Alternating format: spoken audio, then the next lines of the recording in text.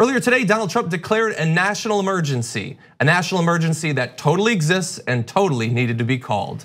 And the reason he did that was that he did not get nearly as much funding as he wanted during the recent bipartisan congressional negotiations. That funding, $1.375 billion, only advocated enough funding for 55 miles of steel bollard fencing. Now he wants far more than that. And we quickly found out that they would be taking literally billions of dollars from other uses, including $2.5 billion from the Department of Defense's counter-drug efforts, which I would just like to acknowledge is ironic that they're building a wall to keep drugs out of the country. It's not gonna keep drugs out of the country, but to build it, they're gonna take money from efforts to stop drugs from coming to the country. They certainly have irony on their side here, as well as billions of dollars of military construction funds that I guess were just lying around, leading one to believe that perhaps we're putting too much money in the military.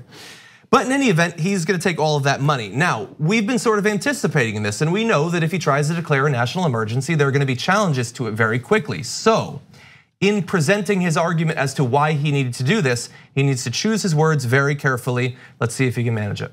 I want to do it faster. I could do the wall over a longer period of time. I didn't need to do this, but I'd rather do it much faster.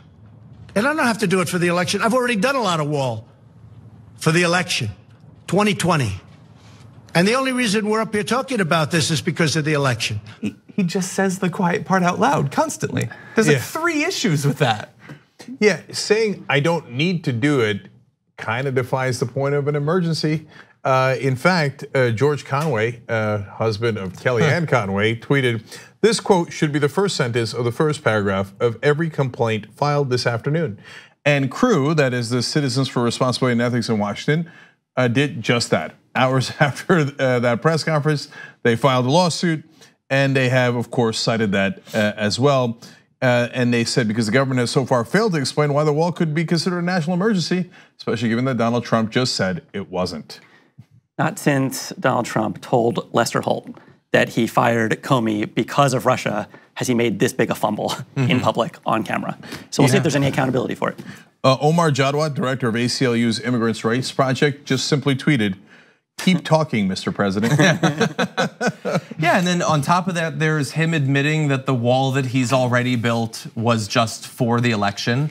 It's just so, like, he reveals a lot, then he lies about a lot. He said at one point in there, right now we're building a ton of wall. There's no active construction on the wall right now. It's simply a lie, and he would know that.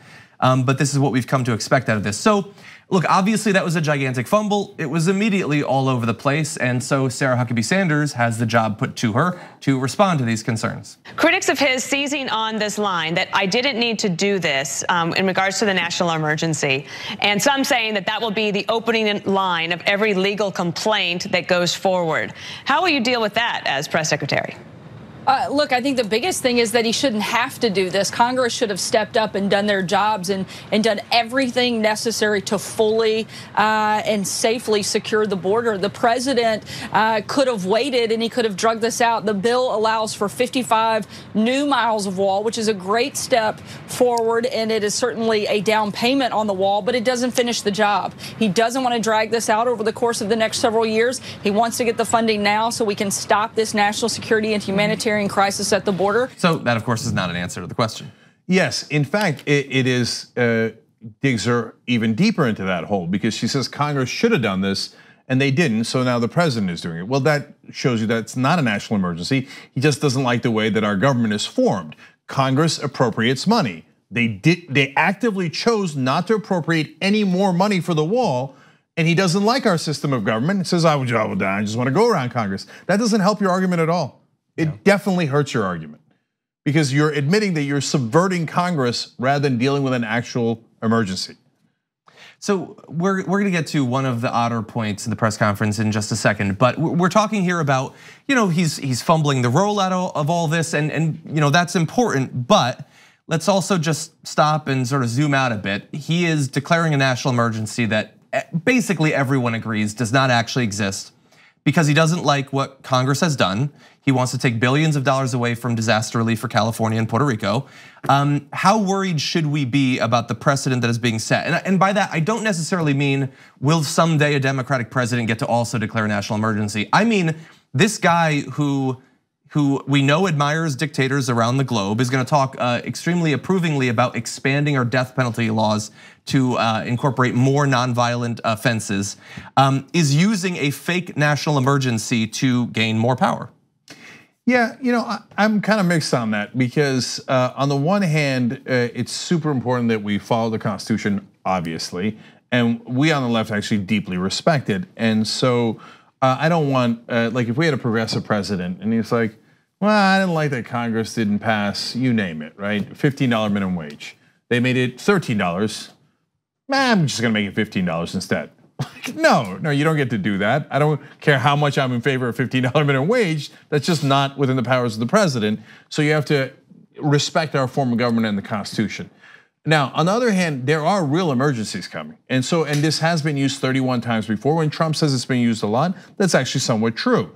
And that's been used 31 times since 1976 when the law was passed. And so now what was it used for? Actual emergencies like 9/11, Bush used it for 9/11, swine flu, that's what Obama used it for, etc.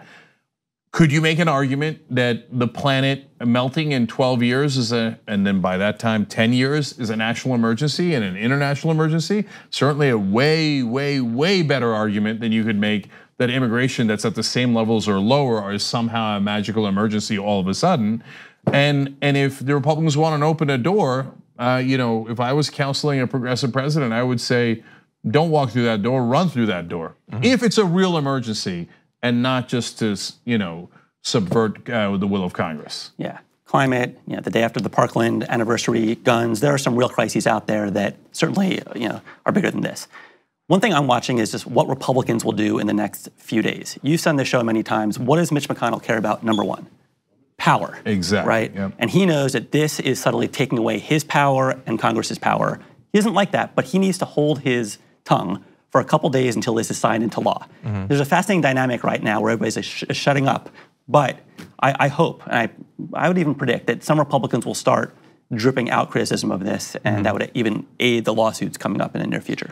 Yeah, and by the way, if the Republicans do not overturn this, because they can, Congress could overturn this if they can get marshal up 2/3 of not only the House but the Senate. That's very unlikely. But if they don't, and Mitch McConnell holds and says, yeah, this is a wonderful exercise of the president's constitutional powers, he will turn on a dime the minute there's a Democratic president and say it's the most unconstitutional thing he's ever seen. He lies for a living. He does it. People get on Trump, rightfully so, for being a pathological liar. But Mitch McConnell, if you look at his record of massive, overwhelming hypocrisy, is not that much better. Yeah. I guarantee you, he will tell bald-faced lies and on this issue and say, well, I was never for this use of constitutional power. But that's okay, we have him on tape. Yeah. So now, the Democrats usually don't fight that much, so they're like, oh, they kind of say that, and then they're like backpedal out of the room. But if we got a real fighter that's the president, do a press conference. Here is Mitch McConnell saying this is a good use of the president's power. Thank you very much, Mitch. Obviously, if he says otherwise, can we all agree? Can every reporter in this room agree that Mitch McConnell is an obvious liar and a hypocrite? If he is, that's okay. That's okay. But here's the evidence, and it is indisputable. Yeah, I'm still worried. I guess I'm talking mainly about for the next 2 years, or as we get closer to the next presidential election. So he had unified government for the first 2 years. We have had the Democratic control of the House for like 6 weeks now. He has once been challenged on this issue, and he's declaring a national emergency over it. And after engaging in a shutdown that made him look awful, he lost in that. So he went through the shutdown and lost. He deployed his proxies in Congress and has lost. And so the first time in his presidency that he's really being challenged by the opposition party, his first instinct, or I guess second instinct, is checks and balances, national emergency. So what happens the next time he's challenged, or the third time he's challenged? Well, this is why the lawsuit is so important. I'll tell you, back in the early days of 2017, the moment where I went from complete insanity in those first few weeks of the Trump administration to a little bit less insanity was when the Muslim ban happened. I was thinking, he's not gonna obey a court order. And then the courts came in and cooler heads prevailed, and he actually obeyed it. And I was like, all right, there is some semblance of checks and balances, even though he's nuts. And we need to win this court case. Yeah. We need to box him in affirmatively. Yeah, 100% agree. I thought the same exact thing. I was on pins and needles. Is he going to listen to the courts, or are we immediately in a constitutional crisis? Yeah. So, John, it's a great point. I mean, first reaction now that there's an actual check to him is shut down the government. Second reaction is shut down the Constitution. And so those are not good instincts. And this is why we were worried that he's authoritarian and has clear, obvious fascist tendencies. And if you let him get away with it, that is exactly how fascists take hold. They slowly strip away the institutions of democracy until the only thing left is authoritarian power. Yeah. So we must fight that. We fight it through the courts, we fight it politically, and we fight in every way that we can. And also rhetorically, and pointing out, obviously, that he just admitted himself that there was no national emergency. So I know that his followers don't care about facts. That's well established. But for the rest of us, facts still matter. The TYT Plus app is now available on iOS and Android. Download to get more TYT content at tyt.com/app.